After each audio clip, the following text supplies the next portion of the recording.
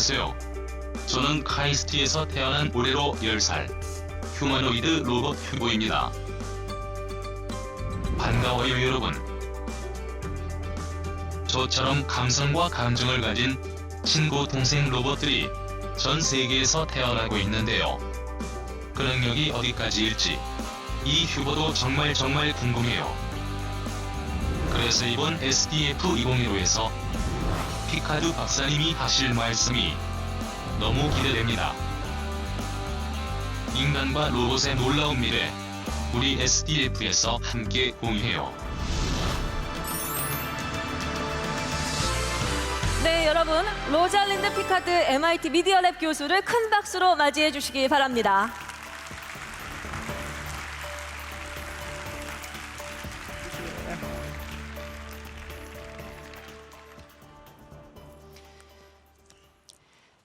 Imagine that this fluffy teddy bear has in its head all of the computational power of a room full of the smartest, fastest, most advanced computers. What kind of intelligence do you think we should give this future robot? Years ago, I created a new area of computing called affective computing that was about giving computers the skills of emotional intelligence, the ability to see things like if they've annoyed us and we want them to stop annoying us, or to see if they've delighted us and should keep doing what they're doing. In this case, I would argue that the power this robot needs is that of these skills of emotional sensitivity. One day when I was building computers to try to better recognize human emotion, a young man came in my office and he said, "So you're teaching computers how to recognize other people's emotion, right?" And I said, "Right." And he said, "Could you help my brother?" And I said, "Tell me about your brother." He said his brother had autism. And in autism, people are often disabled because they can't read the faces or the emotions of other people. So we set about building computer vision systems and technology to help people understand somebody else's emotions, because it was just as easy to build it for a person as for a computer. And as we did that, one day, a person on the autism spectrum who I was working with, and I love their honesty, she came to me and she said, "Roz, you've got it wrong." Okay, that won't be the first time. She said, "Yeah, I mean, some of us need help understanding other people's emotions, but actually a lot of us are pretty good at it. What we need is for you to better understand our emotions."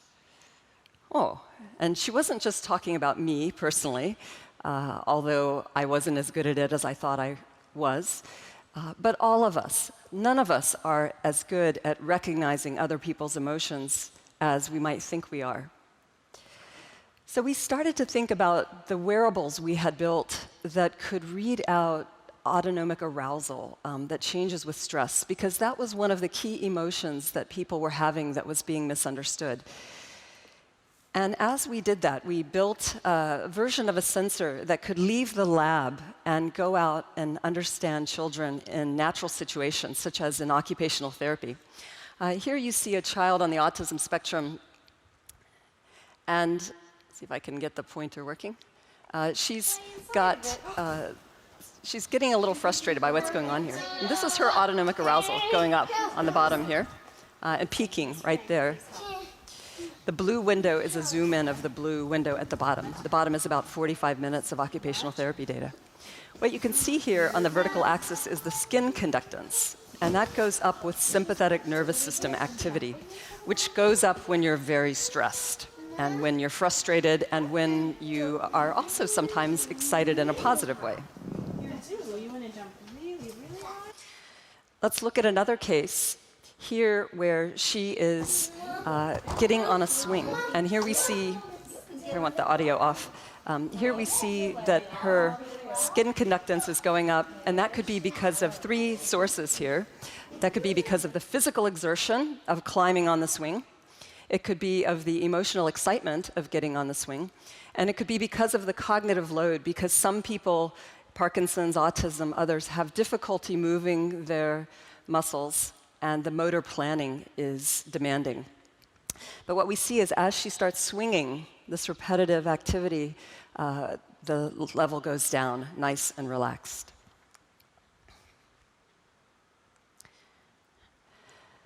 We took that sensor that was in a sweatband being worn on her ankles in those pictures, and many people asked us for it. And so it has gone through many evolutions, and today I'm wearing the newest evolution made by Empatica, and being used today by researchers to collect 2 main kinds of autonomic data that are important for understanding stress and the core changes in our emotion system. Like many of the fitness bands, it also measures physical activity, and from that, plus the autonomic data, we can get a more accurate read of if you're really asleep versus if you're just holding still. It also measures temperature. Let me show you an example of live data from me from this. The top is the electrodermal activity. This is the signal you saw off the little girl's leg. And here it's going down. And on the bottom, you see from the wrist, the blood volume pulse, which is indicating periodic changes related to the beating of my heart. Each peak can be detected for heart rate and for heart rate variability, which is an important measure to make for understanding the relaxation response. Now, I'm going to talk more about the signal on top, because it's the less well-known. And I think it's the more useful for stress. The picture here has each row is 24 hours across, and each one is one of 7 days. And this is the first time that I saw data from an MIT student who was wearing the wristband all day. And this is, again, the skin conductance. So higher is more aroused here.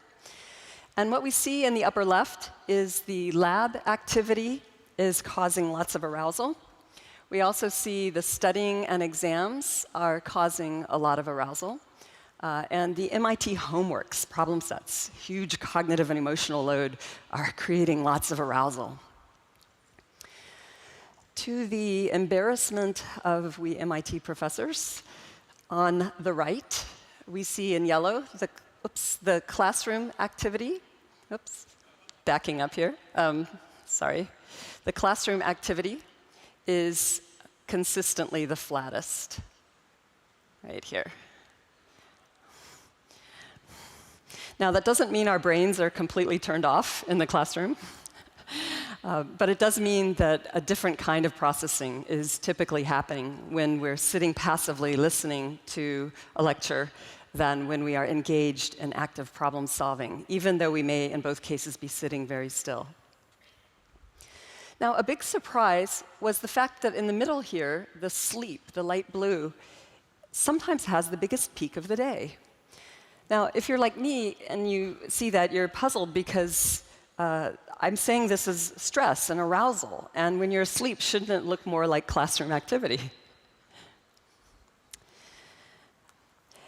These peaks seem like they should be flat here. So what might be going on?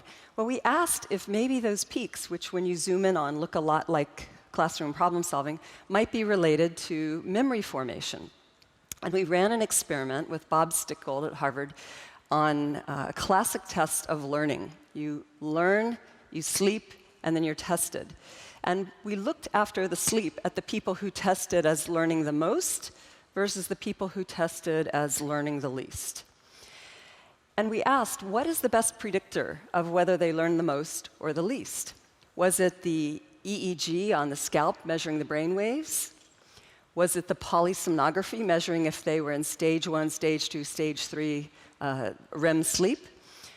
Or was it the movement during sleep or the electrodermal activity on their wrist related to that sweat response, right? Why would that be interesting? And when we looked at all of these, lo and behold, the most predictive signal of who learned the most was not the brain waves, it was the electrodermal activity on the wrist. Now, I'd hypothesized this because of some other findings that look deep in the brain at the hippocampus and the amygdala. These are two structures you have on both the left, you have both left and right-sided parts of them that are deeply involved in emotion and memory formation.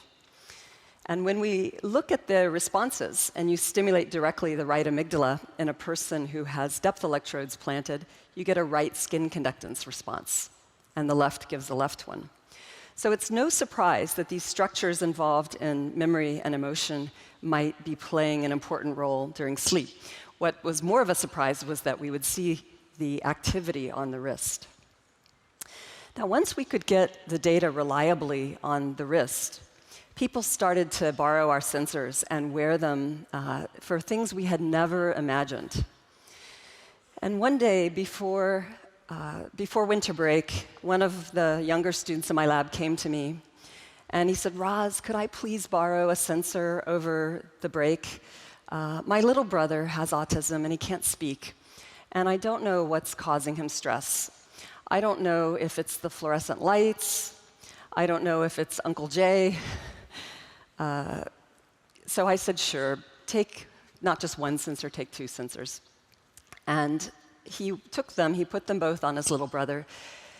I go back to my office at MIT, and I'm looking at the data from this day, and it looks fairly normal for a boy, a healthy boy, not just a boy with severe autism. The next day looked pretty normal. The next day, my jaw dropped.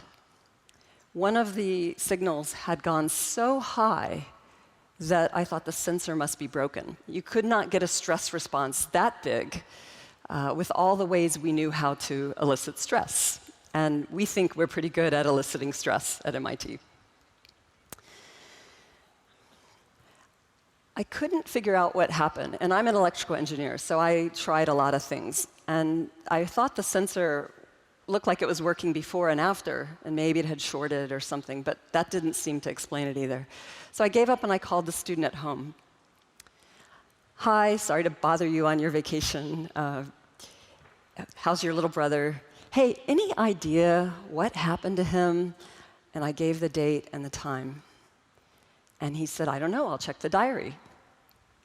Diary? MIT student keeps a diary? Quick prayer that maybe he wrote down that date and time. And he comes back, and he has the exact date and time, and he checks it with me. And I said, "Yes, that's right." And he said, "That was right before he had a grand mal seizure." Now, I didn't really know anything about seizures, but I started to learn very quickly. And next thing I knew, I was on the phone with an expert neurosurgeon, Dr. Joe Madsen at Children's Hospital Boston. "Hi, Dr. Madsen. My name's Rosalind Picard. Is it possible that somebody could have a huge sympathetic nervous system response before a seizure begins?" And at that point, we thought it was 20 minutes before, and he said, "Probably not that far in advance." However, we sometimes see patients whose hair stands on end, even on one arm, right before a seizure happens. Long story short, we made more sensors, got safety certified, got approval, enrolled 90 families in a study, and collected gold standard data of the EEG, the ECG, and the EDA, electrodermal activity, while children were in the hospital being monitored for epilepsy, for possible brain surgery, because their seizures kept happening, even with medication. And what we saw was like this. See these three giant peaks? Those were the electrodermal responses to seizures. And the red lines are the duration of the grand mal seizure convulsive phase, the part that is seen outwardly, and also the part that was read from the EEG. We also see at the bottom the movement activity. So you can see peaks with the convulsions. Today's state-of-the-art wearable seizure detectors measure only the movement on the bottom, so they can misfire with things like shaking dice or playing Wii. These peaks are also huge. They're much bigger than the boys' sleep peaks that are in the middle there. We found that these were not only happening, but that the size of them was significant as well. We found that we could use them to train up an automated algorithm to detect seizures, And we also found that the area under the curve, how long that electrodermal activity response is multiplied by the size of it approximately, that was also significant. That the bigger that was, the bigger the response on the wrist, the more significant another biomarker in the brain was that was related to death from seizures. Now, I didn't know, I mean, I knew people could die from hitting their head or drowning, but I didn't know the #1 cause of death in epilepsy is something else. And in fact, it's not just the #1 cause of death from seizures, it's the #2 cause of years of potential life lost among all neurological diseases. And I bet most of you have never heard of it. It has a name. It's called SUDEP, which essentially means that they don't know what it is. It's called sudden unexpected death in epilepsy. You have a seizure. It looks like the seizure has ended. You tuck your child back in to go to sleep, and then unfortunately, the tragedy happens, and they never wake up the next morning. Now, seizures are like little house fires in your brain, and sometimes they're very localized, and sometimes they spread over the whole brain. More people die each year in the US of SUDEP than of house fires. More people die each year of SUDEP than of AIDS. More people die each year of SUDEP than of SIDS. It's much larger than people realize, especially given they haven't heard of it. Now, house fires, deaths are usually preventable with a smoke alarm, so you get out of the house. It turns out the experts now think that seizure deaths, SUDEP, are preventable also with an alarm that would let people know to come check on you and stimulate you and perhaps give you a medication or another treatment that could prevent death. So leaving people alone is not a good idea if they continue to have grand mal seizures. Always have somebody check on them. So because of the urgency of this, we decided to take our work in a slightly different direction and build a version of the sensor, not the version for researchers, but a new version called Embrace. And this sensor is going to be used to give a seizure detector. And here I think there's a camera zooming in on the prototype I'm wearing right now. The Embrace measures the things I showed you before for all of us that want to understand what's making our stress go up or what's calming, for you or your husband or your wife or your children. It gives better sleep estimates than motion-only detectors. It also gives the usual motion-based information. I like that it's finally going to tell me the time. And for people who want to run an app that's medical for seizures, we are going through FDA approval to become certified in order to provide that as well. But we don't want it to look like a medical device. So you'll see we've been working with a top designer to make something that's truly beautiful and that can give people the kind of experience that you just want to wear it even if you have no medical need whatsoever. And you can see there the little lights telling the time. And we've been thrilled when people think it looks better than the Apple Watch. The battery lasts longer. The Apple Watch won't get you through 24 hours. This will get you through a week. The device can not only give you a personal alert if your stress levels go up or if you need to run the seizure detector and confirm or disconfirm, but it can also alert somebody nearby directly through Bluetooth or through your smartphone and the network. What we're doing is taking the emotions, the emotion data, and using it now to enhance human emotional intelligence about what is changing in our bodies, not just related to the deep brain activity, but to overall stress and well-being. To summarize, I've taken you on a quick journey through some of our recent work. First, trying to build technology that understands emotion, and then steering it toward helping people who need help understanding emotion, which I think includes all of us. Then discovering findings that deep brain regions are connected through the endoderm through the ectoderm to our skin, allowing us to measure outwardly responses that are happening quite deep in the brain. We discovered, completely by surprise, that this fires hugely with seizures, and that drove the urgency of needing to get this out. At the same time, we were finding that this is related to memory formation and appears to be important during the slow wave sleep. And now we've built devices that are becoming consumer available so that everybody can start to share in this emotional intelligence. Today you have an opportunity not only to learn from all of the great speakers here today and hear about this new work, but you also have the opportunity to help us not just get this out for emotional intelligence, but get it out in a way that could actually save some lives. So I would like to ask you in closing here, if you would take a moment, please, if you're willing to help, and text a friend that there is this opportunity.